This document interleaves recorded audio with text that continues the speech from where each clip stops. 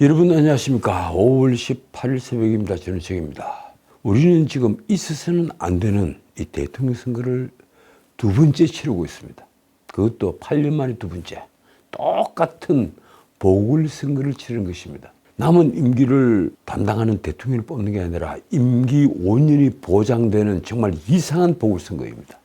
8년 전 박 대통령에게 얼토당토 하는 뇌물죄를 뒤집으셔서 파면으로 내몰고 한 번도 경험해보지 않은 부도덕하고 무능한 포퓰리스트 정권이었던 이 문재인 정부를 탄생시켰던 1등 공신은 다른 사람이 아닌 윤석열 검사였습니다. 만에 하나 관봉꾼으로 김정숙의 옷을 산 게 드러난다면 문제는 어떻게 해야 합니까? 윤석열은 개국 공신이 되어서 서울중앙지검장으로 파격 승진했으며 검찰총장이 되었고 문재인이 후계자를 놓고 싸웠습니다.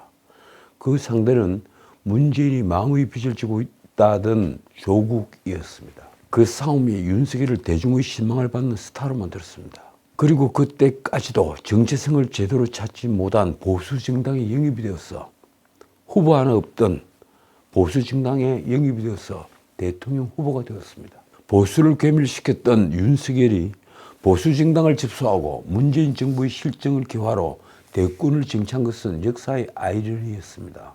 고참 부장검사였던 윤석열이 5년 만에 대통령의 권좌에 오른 겁니다. 그리고 불과 3년이 안 되어서 윤석열은 내란죄라는 어마어마한 죄책을 뒤집어쓰고 파면되어 재판을 받고 있습니다. 느닷없이 비상계엄을 선포했다는 것이 모반이 죄가 된 것입니다. 그 내란죄 프레임은 정치적 목숨이 경각에 달려있던 이재명을 살려냈습니다. 그는 조금씩 흘러내리는 모래시계를 곧장 뒤집어 운명의 시간을 멈췄습니다. 그리고 다시 과거 한 차례 경험해보았던 참으로 이상한 선거가 시작된 것입니다.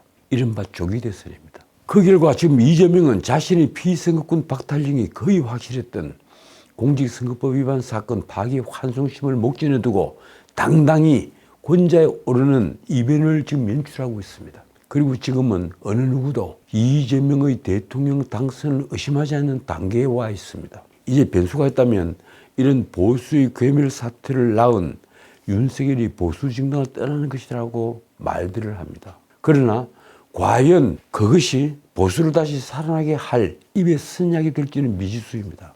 이번 한 주 지켜봐야 되겠죠. 그렇지만 적어도 윤석열을 월요일마다 형사법정에 세우면서 보수 진영의 내란죄 프레임을 씌우는 일, 그리고 김건희를 검찰청 포토라인에 세워서 한국판 이멜다나, 마리 앙투아네트 이미지를 심겠다는 좌파의 의도는 약발이 생각처럼 먹히지 않을 것입니다.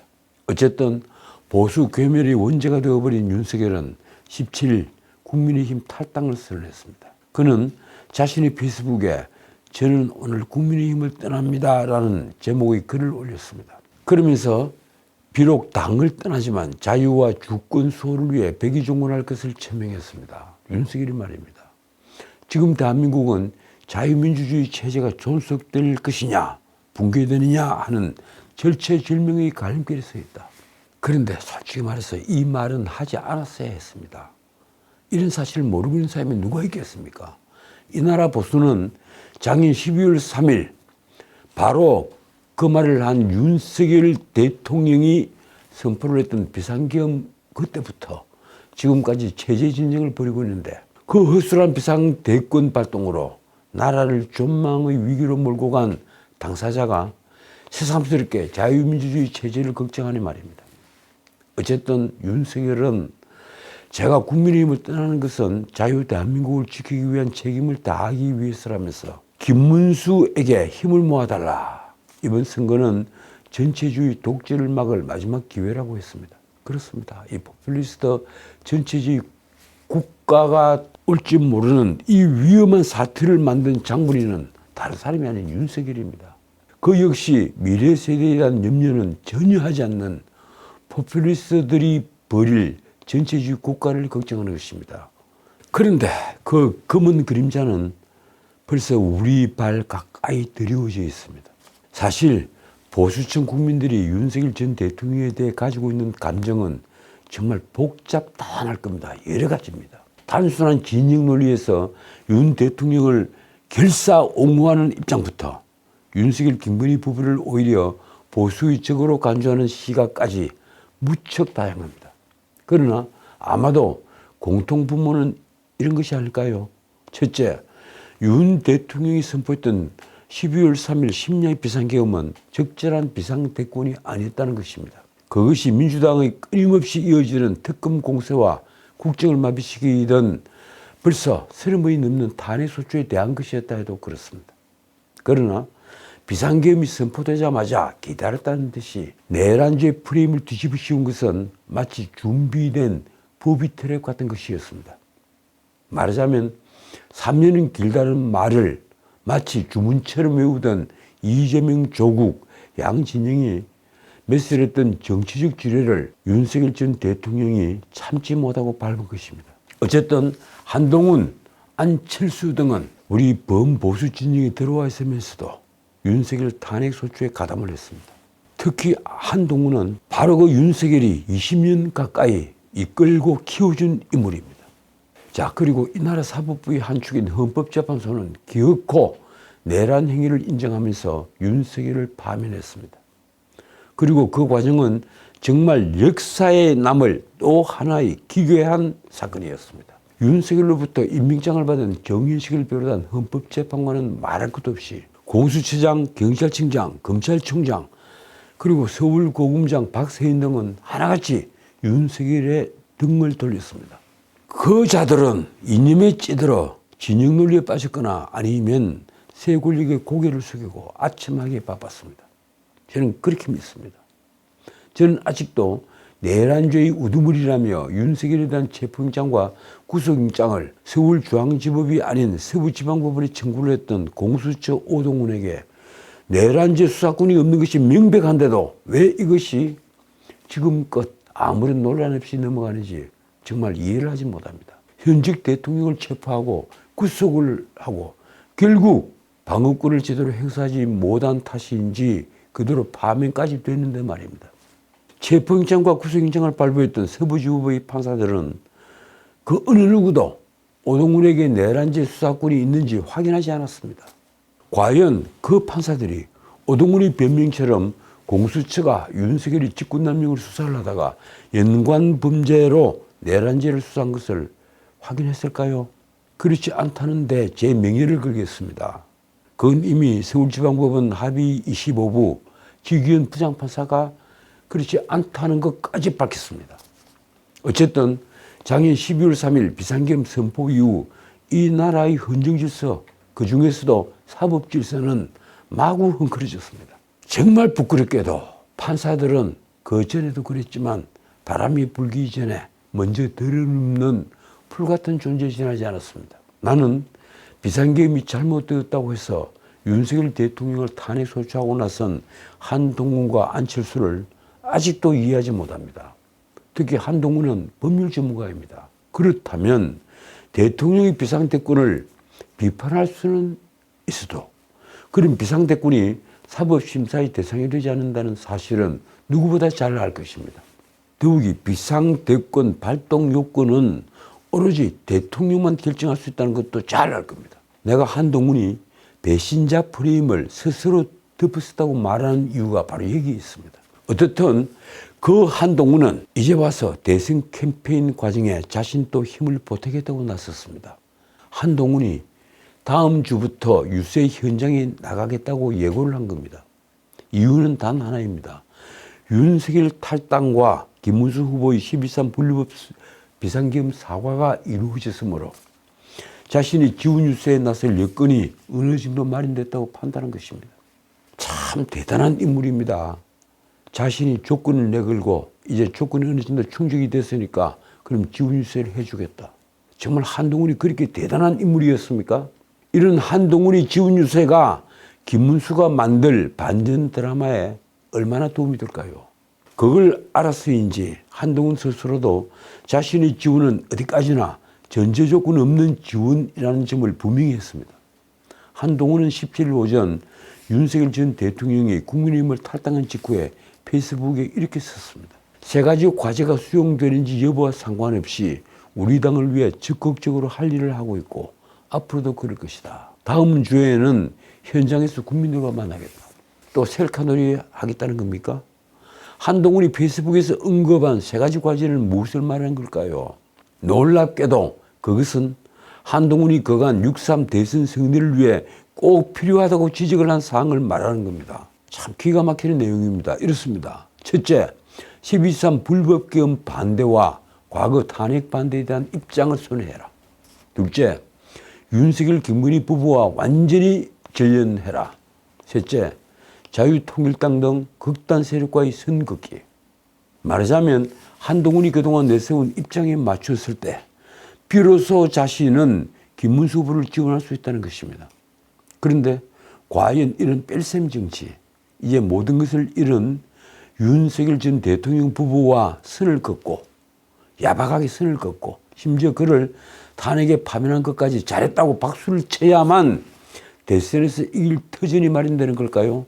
나는 아직도 헌법재판소의 윤석열 대통령 파면은 역사에 기록될 오판으로서 정치적 판결이었다고 생각합니다. 제가 전에도 이 방송에서 말씀드렸지만 헌법재판관 8명을 소수의견 하나 쓰지 않은 그 헌법재판관 8명을 저는 경멸합니다. 어떻든 한동훈은 김문수 후보가 아무런 액션을 취하지 않았는데도 윤석열 전 대통령이 스스로 탈당하자 자신의 요구 중에 윤석열 김건희 내외와의 절연은 일정 부분 충족됐다고 판단했습니다. 그러니까 그동안 일부 언론에서 거론되던 출당이니 제명이니 하는 아주 꼴사나운 볼썽사나운 일 없이 윤석열이 당직이 정리가 되면서 연이 끊어졌다고 주장을 할 수 있는 터전이 마련됐다는 것입니다.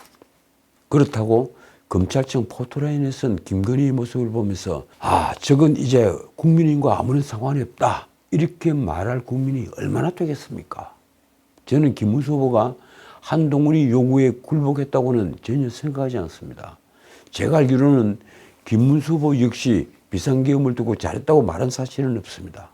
그리고 탄핵에 찬성한 사실도 제가 알기로는 없습니다. 12.3 계엄 반대는 김문수 후보가 지난 5월 15일 긴급기자회견에서 이미 천명한 바 있습니다. 계엄군이 발동되는 것은 적절치 않다. 미리 알았다면 윤 전 대통령에게 계엄은 안 된다는 이유를 조목조목 말했을 것이다. 진심으로 정중하게 사과의 말씀을 드린다. 제게는 오히려 한동훈이 탄핵 반대에 대한 입장을 바꿀 것까지 요구하는 것이야말로 한동훈이 비열한 장교로밖에 보이지 않습니다. 한동훈은 원래 대선 후보 토론이 열리는 5월 18일까지 김문수 후보가 자신의 요구 3가지를 결단하고 수용해야 한다고 했습니다. 마치 자신을 대단한 인물이처럼 자신이 끝내 도와주지 않으면 김문수는 그 어떤 경우에도 이길 수 없다. 이렇게 믿는 것처럼 말입니다. 그리고 한동훈은 지금도 그 생각이 변함이 없는 것 같습니다. 한동훈이 말입니다. 그 3가지를 결단하고 수용할 것인지는 김문수 후보의 몫이다. 김 후보의 결단을 다시 요청한다. 그러면서 한동훈은 교묘하게 자신의 면피 행각을 이렇게 변명했습니다. 3가지 과제가 수용되는지 여부와 상관없이 나는 우리 당을 위해 적극적으로 할 일을 하고 있고 앞으로도 그럴 것이다. 다음 주에는 현장에서 국민들과 만나겠다. 자, 아까도 말씀드렸지만 과연 한동훈의 가세가 보수 결집에 얼마나 도움이 될까요? 저는 믿지 않습니다. 자, 한편 또 한 사람이 이다나 홍준표도 이제는 김문수 후보에게 짐이 되고 있습니다. 제가 이번 대선 전국에서 가장 충격을 받은 인물이 홍준표입니다. 국민의힘은 미국에 있는 홍준표에게 대선 지원 요청을 하기 위해 특사단을 보내기로 했다고 합니다. 이승배, 이 김문수 캠프 대변인이 17일 오후에 보도자료를 통해 밝힌 내용이 이렇습니다. 국민의힘 김문수 선대위가 홍준표 설득을 위한 하와이 특사단 구성을 완료했다. 지금 국가의 명운이 걸린 체제 전쟁 중인데 자신이 낙마했다고 해서 탈당과 정계 은퇴를 선언하더니만 홍준표는 다시 뒤끝을 남겼습니다. 하와이로 출국하는 공항으로 찾아간 이준석에게 이재명과 이파진을 벌일 것이라는 취지의 덕담을 하는 것은 그래도 웃어 넘길 수가 있습니다. 그런데 그는 정계 입문 당시 자신이 민주당 진영으로 가지 않은 것을 후회한다는 말까지 남겼습니다. 마침내 여의도에는 홍준표가 이재명의 초대 총리가 될 거라는 예측까지 떠돌고 있습니다. 그랬은지 갑자기 홍준표가 김문수 후보에게 짐이 된 것입니다. 어떻든 오늘 18일 이 아까운 시간에 그 이상한 특사단이 홍준표를 달리기 위해 하와이로 떠납니다. 특사단은 유상범 단일화 추진 본부장, 그리고 홍준표 매니인 김대식 대외협력본부장, 종황한 부본부장, 그리고 이승배 선대위 대변인 등 홍준표 캠프에 한때 몸담았던 사람들입니다. 특사단은 김문수 후보가 직접 쓴 손편지를 홍준표에게 전달합니다. 특사단장 유상범이 말이 이랬습니다. 지금은 마치 명량해전 당시에 이순신 장군의 12척 배처럼 불리한 여건 속에서도 승리를 만들어가야 하는 결정적 순간이다. 이 전환의 시점에 홍준표 후보의 결단과 힘이 절실히 필요하다. 솔직히 말해서 상유십이 이순신 장군에게 12척의 배가 아직도 있다. 이 말을 하는 정치인들이 성공을 한 예가 없습니다. 자, 그리고 김대식은 심지어 이 홍준표 시장은 대한민국 보수 정치의 상징이라는 말로 홍준표를 한껏 죽게 세웠습니다. 윤 전 대통령의 탈당으로 인해 보수의 구심점이 필요한 지금 홍준표 시장님의 품격 있는 복귀를 기대한다. 참 기가 막히는 말입니다. 품격이 있으면 어떻고 품격이 없으면 또 어떨까요? 이미 탈당을 하고 정계 은퇴를 한 분이니 말입니다. 자, 오늘은 여기까지입니다. 솔직히 아직은 김문수 후보가 이재명에게 뒤처져 있습니다. 그러나 변수는 있습니다. 나는 이 나라 대한민국이 지금 여기서 꺾어지는 것을 그냥 지켜볼 수 없는 대다수 국민들이 김문수 후보를 지지할 것으로 믿습니다. 나는 그 변수 중의 하나로 윤석열 대통령의 탈당을 꼽습니다. 그의 탈당은 분위기 일신에다 더 이상 국힘이 내란제 프레임에 휘말리지 않게 해서 중도층과 무당파의 지지를 끌어들일 것입니다. 그리고 내일 또 하나의 변수인 후보 경제 토론회가 열립니다. 제가 각 후보들의 경제 실력을 어느 정도는 알고 있죠. 후보들의 우열이 극명하게 드러날 것입니다. 저는 김문수 후보의 대역전을 그래서 기대합니다. 지금까지 전인책이었습니다.